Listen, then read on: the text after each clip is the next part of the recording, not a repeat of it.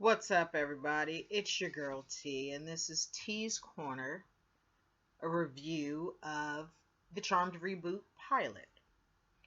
Um, and I'll try and give you an in-depth review. But for those of you who have followed my reviews before, I can get off on a tangent because I like to talk to you guys. I enjoy the conversation. So hopefully, I don't get too off and just kind of stick to the point and let you know what I think about the Charmed Reboot, Season 1, all 22 episodes, starting with Season 1, Episode 1, the pilot. So, as the pilot starts, you don't see anyone, screen's dark, you just hear a voice say, "This is not a witch hunt." And that voice is the voice of Marisol Vera. And Marisol Vera is played by Valerie Cruz. And yes, I have notes here, so I'm looking because I don't know all these people's names. Some of these people were absolutely new to me. I'd never seen any work that they'd done prior to. And Miss Cruz is one of those people. I never heard of her. But you hear that, and then you see the character played by Sarah Jeffrey, who is Maggie. And Maggie's name is Margarita Amelia Vera. And when they were calling her Margarita, I just thought it was because she drinks bad, because she does. But no, that's her actual name. Okay. So she's creeping out. It's dark. She's, creeping, sneaking up against the wall. Door opens. She screams. Enter Melonie Diaz, who plays the character Melanie Vera. And she's the older sister of Maggie. And then we learn that, as little sisters do, Maggie's been in Mel's closet and borrowed some combat boots without permission. And says she's wearing them to a Greek party, which is military themed. And at that point, Mel goes on a tangent. And so you get to know Mel really early on. It's like 41 seconds into this show, and you get to know that I guess I would describe Mel as one of those militant people with like a single focus, and that is like all that their life revolves around. And you will see as the season goes on that Mel is very passionate about her movements. So when she leans in, she's all the way in. And people that I know like that in my personal life are kind of singular, one lane type of people, and they only deal with people who are in that same lane. Now, because you don't see very much interaction throughout the first season with outsiders, you don't know how she would interact with a girlfriend. And when I say girlfriend, I mean like homegirl, like friend, buddy, not like girlfriend. But because nobody really has friends except Maggie, but we'll get into that later. So then we find, after the whole conversation about the boots and the military themed party and Greek people having themed parties because they pretend to be people they're not, and I guess you could take that however you wanted it to say, oh, they're pretending to be people that they're not because they're unhappy with who they are, or as Maggie said, no, I don't think about stuff like that because I just like to have fun. And maybe they just like to have fun. And I think I probably would agree with that side of it more. Is like, you just have a party, pretend it's fun, dress up as fun. So there you go. But then Marisol's on the telephone, and she's saying again, it's not a witch hunt, it's a reckoning, and I want him out. And so later we find that the him that she's speaking about is Professor Thane, Warner Thane. And Warner Thane has been accused by 3 students. I guess I should back up. I didn't got too far. Okay. The new Charmed reboot takes place in Hilltown, Michigan, I think it is. And it's a college town. And so a lot of things revolves around college and the campus because Maggie's a freshman on campus. Mel is a grad student and a student teacher, and Marisol is a professor. Okay, so now we know that this professor has Professor Thane, what's his name, Warner Thane, has been accused by 3 different students of sexual harassment, and uh, they're trying to get him removed from his position at the university. And Marisol is kind of championing. I'm sorry, I can't talk tonight. Championing that movement to get Professor Thane removed because of his harassment toward the female students on campus. So at that point, we don't know who the students are yet. We don't know exactly what happened. But as the pilot goes along, we do find out who he harassed, what happened to the people that the person who's bringing a suit against him or has made this claim against him, and we find out that there's more than just that one. There's actually 3.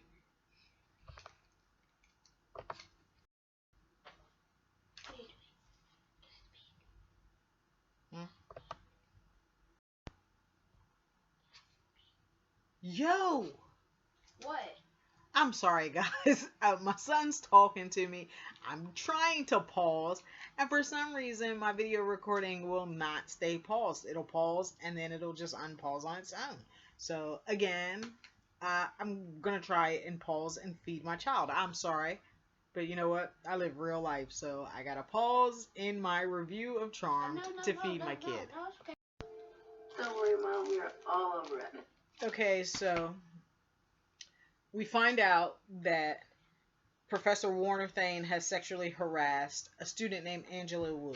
And Angela Wu is currently in a coma because she OD'd, which Mel doesn't think is actually true. She thinks there's something fishy going on because Angela Wu is a straight A scholarship student who had no reason to be using drugs. So the fact that she's now OD'd and in a coma and therefore cannot testify against Professor Warner Thane, who is disputing his suspension from the university for sexual harassment, and saying that there isn't a witness against him because Angela Wu's in the hospital, and therefore he can't confront his accuser, and so he should be allowed to be back in his position.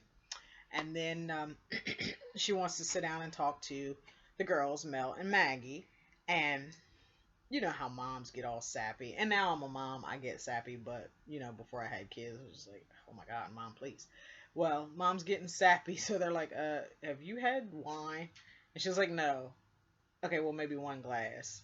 And then Maggie signals to Mel, like, yeah, she's had 2. So she's a little tipsy, but she sits down and she tells them that, you know, they're special in different ways. Don't let anybody ever tell them differently, that they need to nurture their sisterhood, that they're better together, and that their differences are their strengths. And apparently this is something that she's told them throughout their life because, you know, they're mimicking her as she says it. But you kind of feel like, you know, she's preparing them for something, but you don't know what just yet. And they're like, okay, Mom, that's great, we love each other, we're going to nurture each other, beautiful, can we go now? Because they both have plans. And Maggie, who's 18 and a freshman, is going to a Kappa party because she plans to pledge the sorority, and so she hangs out with the sorority sisters and everything. And so she's going to a party, military themed Kappa party, and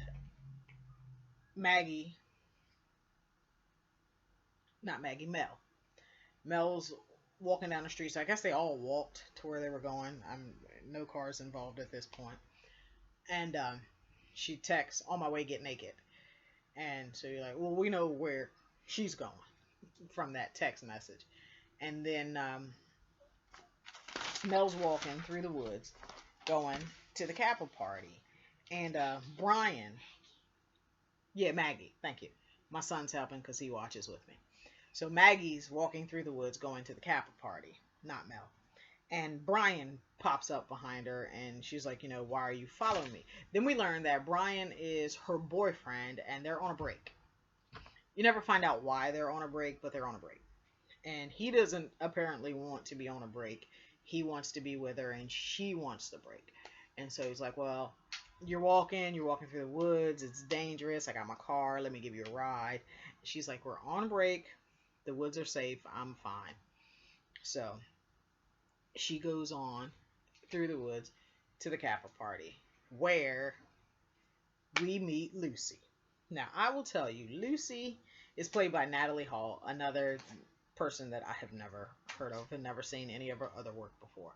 Lucy is absolutely hilarious all the time. She talks funny and is like, it's slow and low. I don't know, it's really this weird, like, tone, and like her cadence is so weird, but it makes everything she says like a million times more funny. And she's Kappa president, and you never know why. I don't know if she and Maggie were friends prior to, but as Kappa president, she's really pushing for Maggie to rush Kappa sorority and go over. So they're enjoying themselves at a party, and Mel's at her date when Marisol's at home, just settling down for the night, home alone, and some strange things start to happen. Okay, so I've been joined by my sidekick, Little EM here, who wanted to make an appearance and say hi to all of Mommy's 12 fans. So say hi. 12? Probably. Dang, you got poor fans. Probably. Alright, are you done? So I can finish what I'm doing? No, I'm gonna stay. You're gonna stay? Okay. So, after the girls leave and Marisol's... Don't hate me in the comments because of my hair. You're not allowed to talk. You're not in the video. But I can help you. Nah. See, this is what happens when you have a sidekick. They want to take over. That's why I work alone. Solo act. But Marisol's closing up the house, and so she shuts the window and walks away, and she hears wings beating. So she goes back to open the window. Nothing happens for a while. She sticks her head out, looks out, nothing's going on. In rushes some crows, and they fly into her house. That's why you're not allowed to talk. You're not helping. Thank you. You're messing up my video. Okay, so she goes up to the attic. Now, the attic, for all of you Charmed fans, looks like the original 1998 Charmed attic with the circular window. And the circular window breaks. More crows come in. A fog rolls in with them. She's lighting candles and chanting in Latin, I think, because, I don't know, this... You know, I always thought spells were Latin, but in Charmed Reboot, you got Latin, you got Spanish, you got Yoruba, you got a whole bunch of stuff going on. It's different. I'm telling you, I'm liking it. It's inclusive. And so this chant is in Latin as she's lighting candles and chanting. And things are getting crazy, and the fog's rolling in, and it's cold, and the window's broken, and the crows are in the attic. And then she yells, "Hear this, I have 3." And the fog rolls back, the crows fly out, everybody calms down. Fast forward to the party. Mel's at the party with Lucy, and you find out that Maggie. because... I don't know why I keep saying Mel. Thank you. See, you help like that. That's good help. Maggie's at the party with Lucy, and you find out that because of Angela Wu's OD and coma situation, and of course they referred to Angela Wu as Coma Girl, but because of that situation, the campus is dry, so no alcoholic beverages at any of the parties. And Lucy's encouraging Maggie to rush the sorority, and Mel comes in. Rewind. I skipped something very important part that I skipped. They get the text from their mother that says, "I need you both home now." And Mel is in bed with someone. She sits up to read the text and says, "Something's wrong, I have to go." And then you see that the person that she's in bed with is another female. So they don't delve into it. It's not a big deal. It just is. And while I understand that, you know, everybody wants to see themselves on television. I love seeing black people on TV. Love seeing black people doing great work and winning. So I understand that you want to see yourself represented on TV. So As much as I love seeing black people doing great things, I really love seeing black women. So, with that same idea in mind, I'm sure that people in the alphabet community, and when I say that, I don't mean no disrespect, it's getting to be too many letters for me. Skittles Mafia, as my god brother refers to him, and he belongs to that community, so it's okay. But they want to see themselves as well. And I guess in this era of inclusion, just have to get used to it. So I feel like it's kind of in your face and everywhere right now, but like I said, you want to see yourself just like I want to see myself. So it is what it is. I'm not forced to watch it, and as long as I'm not, I'm cool with that. It's my choice. So anyway, we find out that Mel's a lesbian, and we don't find out at this point what her girlfriend's name is, but I'll go ahead and tell you anyway. Her name is Nico Hamada, and she's a detective with the Hilltown Police. I think she's a detective. Either she is a detective or she's about to make detective. Either way, Nico Hamada, gotta check my list here, is played by somebody named Ellen. I hope I'm pronouncing this correctly. Ellen Tamaki. And again, somebody I've never seen in anything, but she does a really great job in this role. And so Mel gets up, gets dressed, she leaves, she goes to Kappa House to pick up Maggie. When Maggie's like, you're pretty much blowing my high right now, I'm having a good time, why are you here? She's like, we have to go, Mom's been texting us. And Maggie's like, what? Really?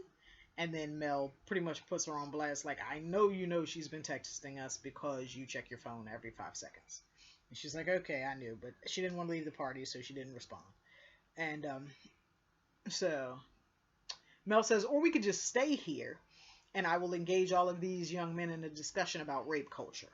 And like I said, when you have that lane, you ride that lane. And Mel is part of the Me Too movement, and she's all about women empowerment and going forward and being great. And that's her lane. And so she stays in her lane. She really does. So at the risk of being even more embarrassed than she already is, Maggie's like, okay, let's go. So they leave the party and they go home. When they get home, everything's kind of weird, dark, eerie, quiet type of thing. It's absolutely freezing. And then when they walk in, there are birds in the house. And they're like, how the hell are birds in the house? So they're running around looking for their mother. They run downstairs. So they go up to the attic. And when they get into the attic, they see that the window is broken. So they both run to the window. And you see their mother on the ground at the window, dead. Eerie dead. I mean, they did a good job on this. Oh, damn, she looks dead for real. So they did a really good job on that. Eyes open, the makeup, the body position. I mean, her legs bent back. They did a really good job with it. Fast forward 3 months after the... You're talking again. Fast forward 3 months after the incident where Marisol is dead, we are introduced to Macy and Galvin. Macy and Galvin are my favorites. Maybe it's because, like I said before, I love to see me, and so I love black people on television. I love it. So, now, the character is biracial, and I think Madeleine Mantock is also, who is the actress that plays Macy Vaughn. And Macy Vaughn is new to Hilltown. She's a scientist who just got a job at the lab that is associated with Hilltown University. And the only person that she knows is a fellow scientist, Galvin. What is Galvin's name? What is it? Burdett. Galvin Burdett. And so they're friendly, and he's helping her to maneuver town or whatever, and she's looking for a permanent residence because she said her Airbnb smells like old hot dogs. And they're walking in the rain. He has an umbrella, the whole gentlemanly thing, and she slips on nothing like air, but I guess like scientists can do this. And he's telling her how she has to be cool, and she's like, "Oh yeah, cool, I got that." And he's like, "Yeah, I see." And they walk past the Vera home, and she kind of freezes, and he's like, "Mace, you okay?" And she was like, "That house." And he's like, "Oh yeah, you probably saw that on the news." Okay, so then later you see Macy is in her lab coat in the lab, but she's online Googling the house and finds out that Marisol Vera was a professor at Hilltown University and 3 months ago fell to her death from her attic window after having wine. And the assumption is that she's fiddling with a broken window that she could never fix and accidentally fell out. So they're calling her death an accident. Bless you. Oh! And then he's just ruining my video more and more and more. So, aside from my child projectile snotting out of his nose, um, a little aside, because like I said, I'd never heard of Madeleine Mantock until I watched Charmed. Immediately captivated. She's beautiful, but that's like goes without saying in Hollywood. You're either exotic or you're stunning. She's stunning. Um, so she's with the character Galvin, as I said, the only person that she knows there, and he's like obviously flirting. She doesn't shy away from it, but she doesn't flirt back. So, and they're just so cute together. And Google her, follow her on all social media and everything. Madeleine Mantock, spelled with E's. Um, she's awesome, and she's been in a lot of stuff, and you've probably may have seen it or heard of it, like Into the Badlands. I'd heard of it because my child actually wanted to watch it because my aunt watches it and he watches it with her, and I was like, nah, this is kind of adult content kind of stuff. We're not gonna watch this. But after watching Charmed, I did go back and I watched um, Into the Badlands. Into the Badlands. I've watched the entire first season and I think half of the second season, but and it's a good show, don't get me wrong, but I'm one of those people, I'm drawn in by a certain thing, and I'm probably fixated on that thing or that person. So for me, that person, of course, is Madeleine Mantock, and she doesn't, well, spoiler alert, she doesn't live past the finale of the second season. So I probably won't watch season 3, because, well, I have no point. But she's also in the Tomorrow People. And I guess I should also mention, which always blows me away when I find this out, she's not American. Her American accent is absolutely awesome, so you don't know until you go back and I doing my whole fan absorption thing that I do with people whose work I enjoy. I go back and find everything that I can find that they've ever starred in, and I watch it, or I rent it and I buy movies. So I've done all that in these last few weeks with Madeleine Mantock, and also watching YouTube videos and things like that. And she's English, so that just catches me off guard. All the way back to like Idris Elba, I like have no idea. These people's American is so good that I just assume they're actually American, and they're not. Their accents are just that good. Stop it. So, um, and my cousins, which is crazy. My cousins are English. And whenever they come here, because for some reason, you know how it is when you live somewhere, you always want to go somewhere else. Everywhere is better than where you are, and everything's better than what you have, that kind of thing. So we're like, oh my God, you guys are so lucky. You live in England, blah, blah, blah. And they were born and raised there because my cousin, military, and he stayed in England. He's been there 36, 37 years now. And so all of his children, born and raised there.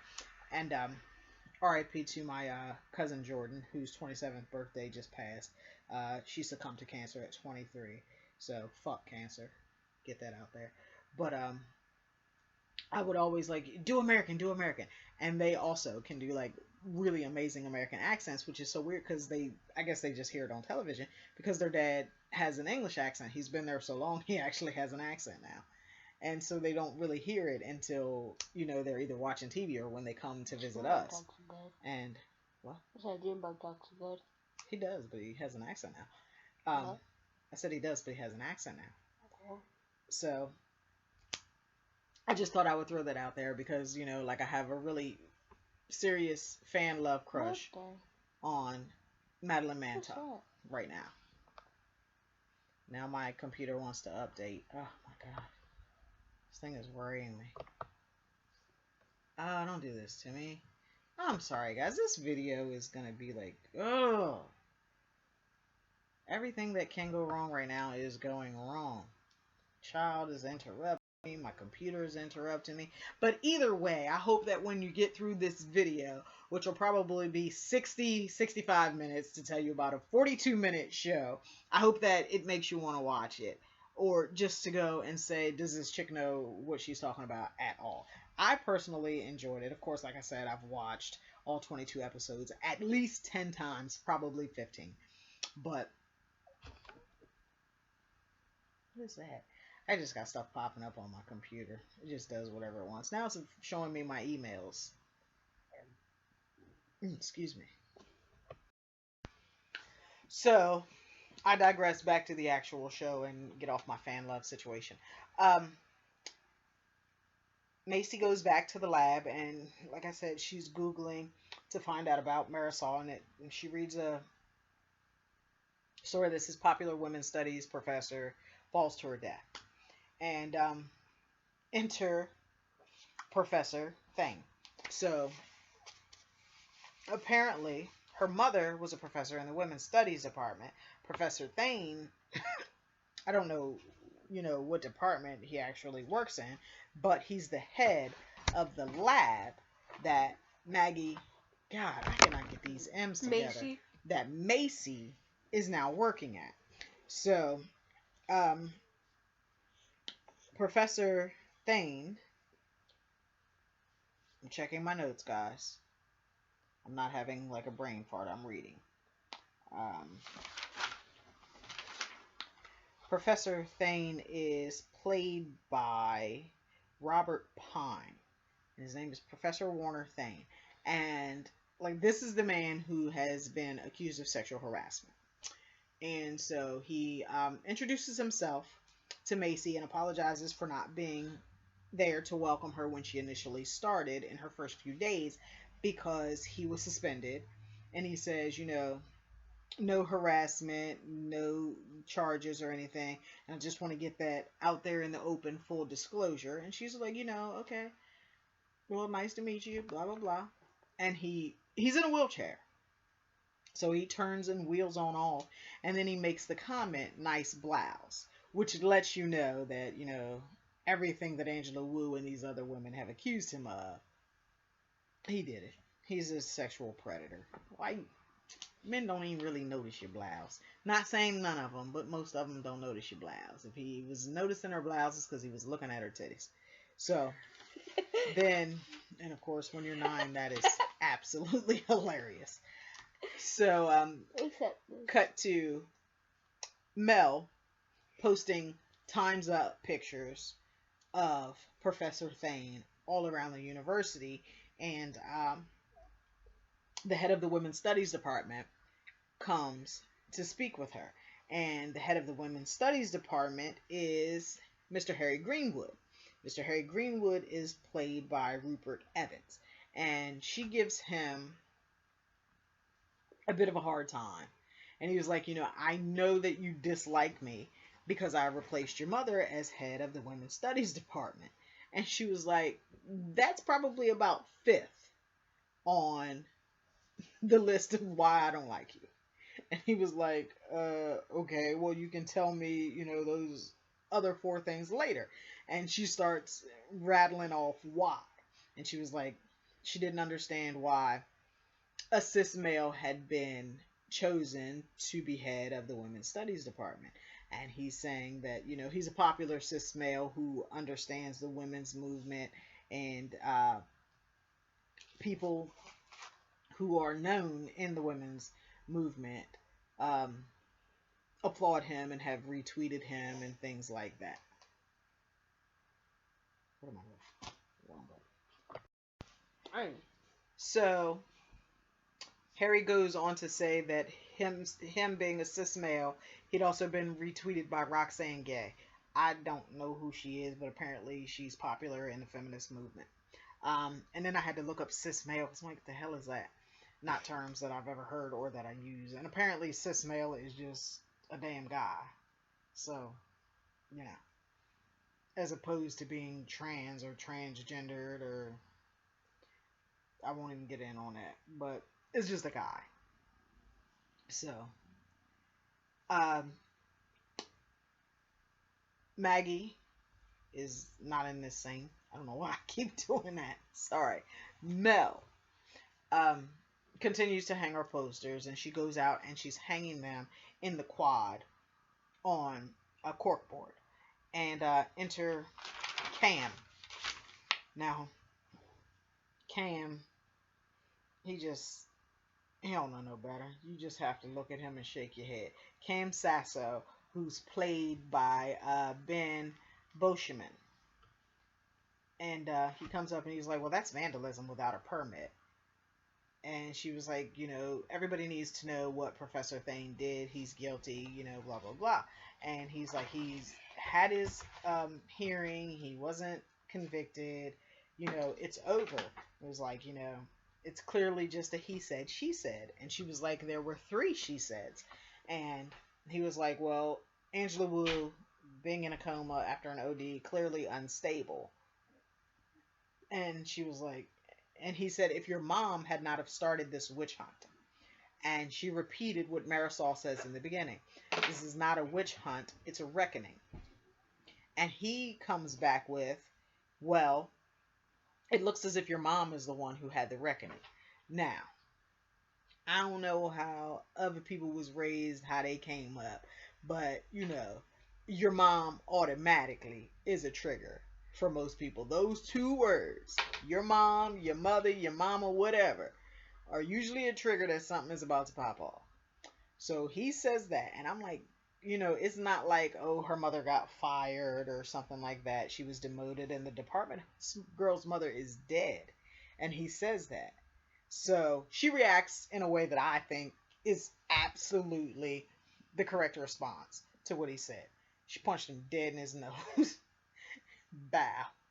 And he's like, you can't just punch me. And she was like, think I can. So later on, Mel's at home and she's being questioned by the police. So I'm assuming that Cam reported her, because while there were people out there who saw it, and Professor Harry Greenwood also saw what went down. He was standing out in the quad with his briefcase, and he had watched that entire altercation. He didn't say anything. He just walked away. And so then you get Mel's at home, and she's being questioned by Detective Nico Hamada and Detective, what's his name? Trip. What's Trip's last name? Now my sidekick doesn't know stuff. Trip Bailey. So Trip Bailey is played by Brendan Zub.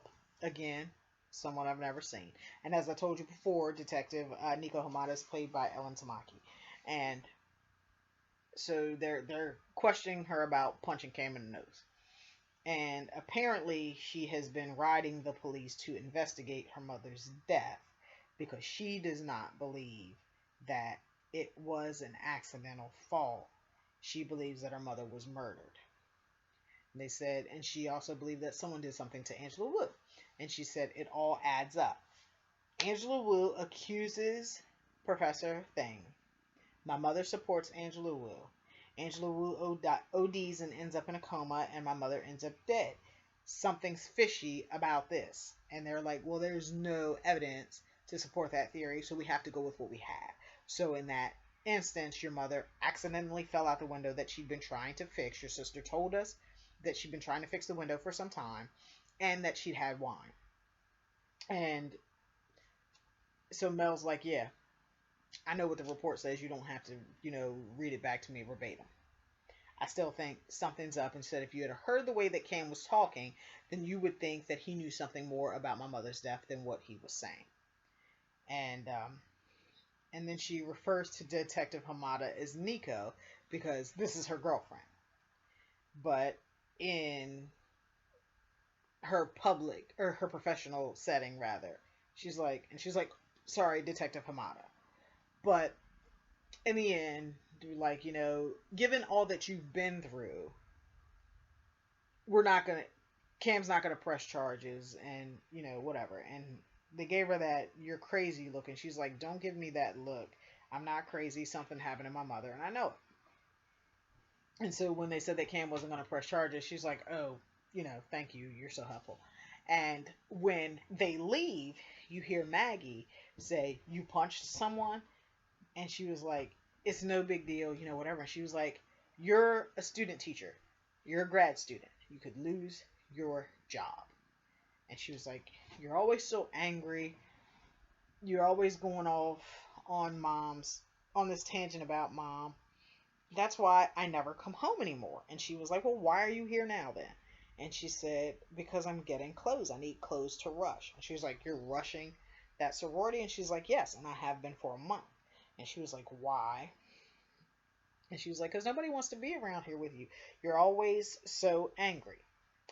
So she leaves and goes back to campus. And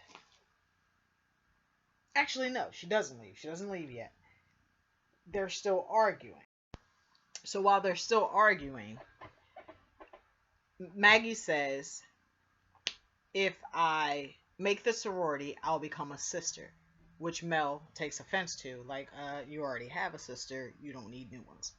And she was like, "That's just what they call it." And she said, "Then I can move into the Kappa house because I can't live here with you anymore."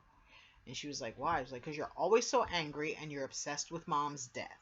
And Mel replies, "Why? Is that because I didn't just move on like nothing happened?" Maggie was like, "That's not fair." And then there's a knock at the door. Knock, knock, knock. Maggie goes to answer the door, and it's Macy. And they were like, okay. And they're like, "Okay, who are you? Now's not really a good time."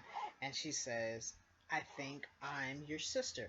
And she shows them a picture of her as a baby sitting on their mother's lap on the front porch of the house that they're currently in the doorway of at this moment. When she shows them the picture, she goes over to hand it up. There is a power surge and everything goes dark. So she's standing there. Macy's talking with Maggie and was like, "Well, is that your mother? This is this house, whatever. And I think I'm your sister." Mel comes back from checking, I guess, the junction box or whatever you call it. The fuses and the flickers. How when your power goes off, you flick those things. Um, so she comes back and Maggie's like, "She could really be our sister. That's mom. Did you see this picture?" And Mel is not for it at all. She is not here for it in the least. And she was like, "Yeah, I saw that picture and, what do you want from us? We ain't got no money." And then Macy's offended, as she should be. Like, anybody come here for no money? I came here to find out, if we're sisters. And at that point, she was like, "Just forget it. Forget I ever came here." She snatches the picture. She walks out and slams the door. Mel goes off to another room. She slams the door, and Maggie's left standing there like, "Okay, what the hell just happened?" I am so sorry. Okay, so apparently the three sisters being in the same place at the same time has now activated their powers. So when Galvin was taking Macy around town, he was saying that the cool kids call Hilltown Helltown. And I guess it's like a Halloween themed kind of thing because the neighborhood bar where everyone hangs out is called The Haunt. And after the incident with Macy Vaughn and the Vera sisters at the Vera home, she and Galvin are out for a drink at the Haunt. And he's saying, give it some time, try again, because they were surprised. They just lost their mother 3 months ago, and now a stranger pops up at their doorstep saying, "Hi, I'm Macy Vaughn, and I think I'm your sister," with a picture of their mom and a little brown-skinned baby. They don't know how, to take this. So she was like, no, I'm not begging him. And he was like, well, why'd you go there? And she was like, I was curious. He said, you could have did an internet search. So he's trying to get her to say, that she wants these people in her life. And she's like, look, it's no big deal. All right, go ahead. Quit asking me about it. Forget it. That's enough. And the angrier she gets, her powers kind of take over. And so when she yells, all right, that's enough, bottle just flies out of her hand up against the wall. And he's like, the fuck? Like, are you throwing beer bottles now? And she's like, oh my God, I'm drunk. I'm sloppy. I'm sorry. I'm going home. And she leaves him sitting there. Then, I guess it's the next day. I don't know. So, at what I'm figuring is the next day, Maggie is at a Kappa event. And she's doing a search of Macy Vaughn, trying to figure out who she is. So she's looking at her Instagram and checking her pictures out and stuff like that. While Lucy is talking about what it's like to live in Kappa House. And then, as all of the girls are gathered around, Maggie starts to hear their thoughts. She's introduced to two of the Kappa sisters, and one of them is like a bit snotty, like, didn't she used to work in the cafeteria? And Maggie, thinking she actually said it, not paying attention to the fact that her lips weren't moving, was like, oh yeah, I used to work in a cafeteria, now I work at such and such cafe. And they're looking at her like, okay, who asked? And then she introduces herself to the next girl, and she's like, oh, nice skirt. And then her thoughts are, I should be nice to her because her mother just died. And she's like, No. okay, what is going on? Is this some kind of rush prank or something? And Lucy is like, okay, Mags, what's going on? You tripping just a little bit. And so she's like, okay, I gotta go. I am not. Okay, so as Maggie's rushing out of the fraternity, Lucy comes up and grabs her and is like, Maggie, are you okay? And Maggie's like, I'm sorry, I gotta go. And Lucy's thoughts are, we may have to get rid of her, which will come into play later.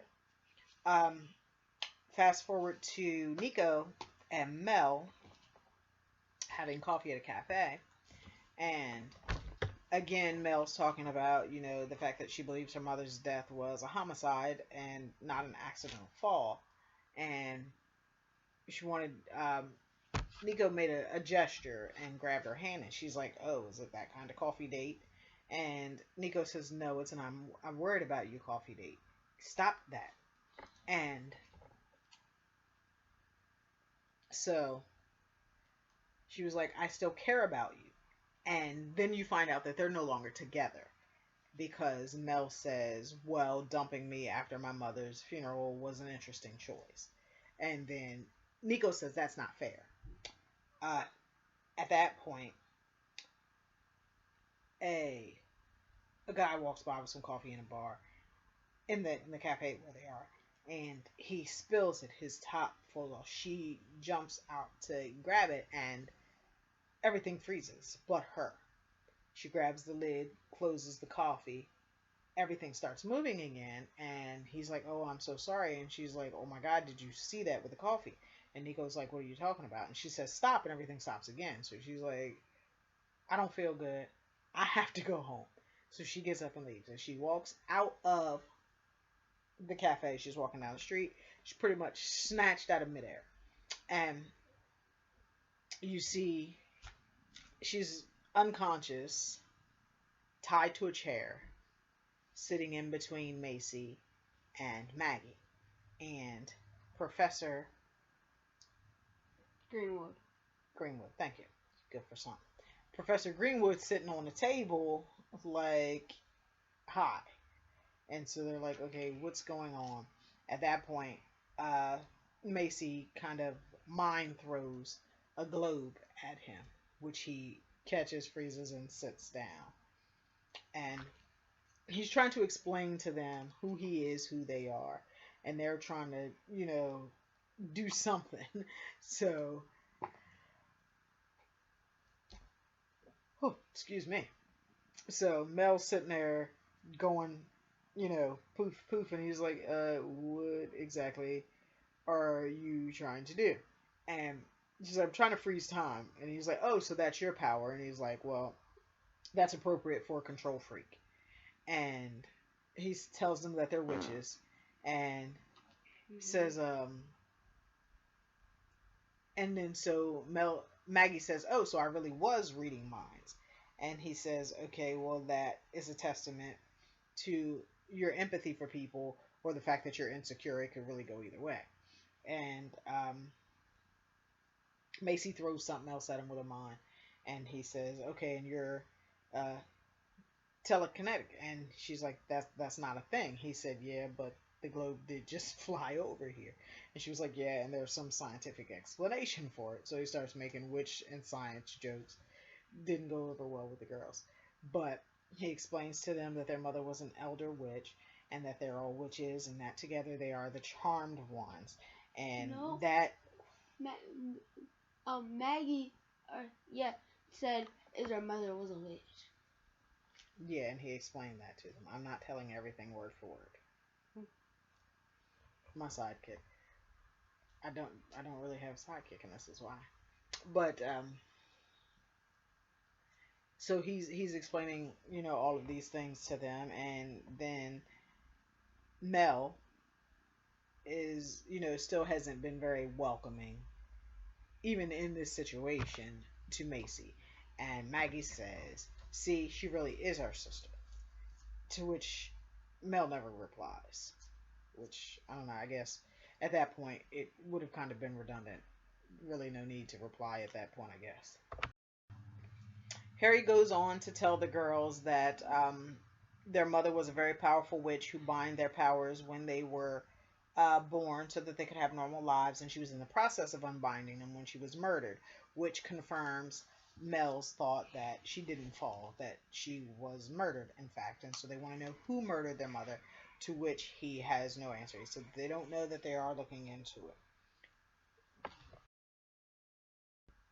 Harry then lets Macy know that her mother wanted her to be there with her sisters, as she was trying to get the three together. So she sent a application for a grant to the to Macy for the science project, whatever she was working on, and then made sure that it was chosen so that Macy was able to come and work as a scientist at the lab at Hilltown University.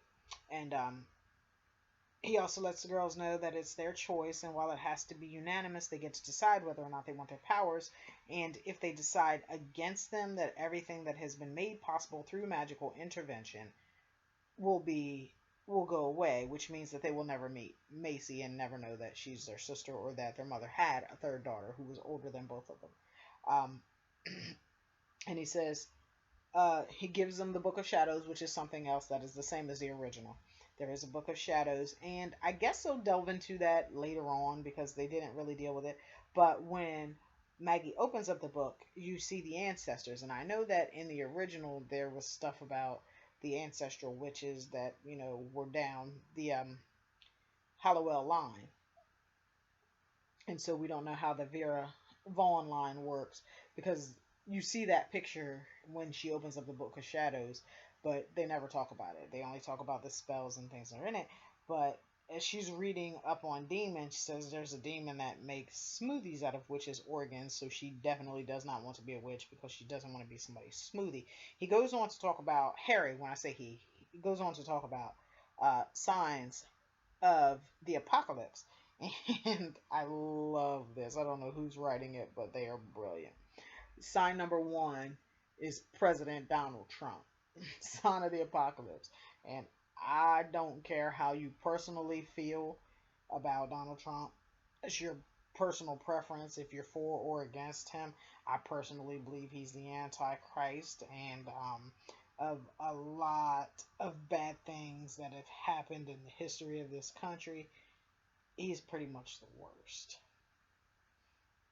I hope he go play in like some heavy traffic and get hit by every car that is on US Route 50 headed to the beach, this weekend that's going to have traffic backed up and dumb for us locals. So that's how I feel about Donald Trump, in case you didn't know. And apparently, people in the writers' room at Charmed Reboot think exactly like I do, because signs of the apocalypse, the president, and then they say signs of demonic activity, presidential tweets. I'm jumping ahead of myself, but I swear I love that. So at that point, the girls, go their separate ways to kind of decide what they're going to do. Now, while I wanted to give you guys like a super, super thorough explanation in this review, I've already talked for 50 minutes and I'm only halfway through the show. So this is the speed recap of the rest. I love the show. Professor Warner Thane, who is the sexual predator on campus, also turns out to be a demon named Tadius. The girls... Tadius. The girls vanquish him, but Cam Sosa sees it. And Cam, I guess it was like the understudy for Professor Thane. Tadius was an ice demon. And he threw an icicle into Cam and killed him, pretty much. Well, he didn't kill him because he was dying, did not die.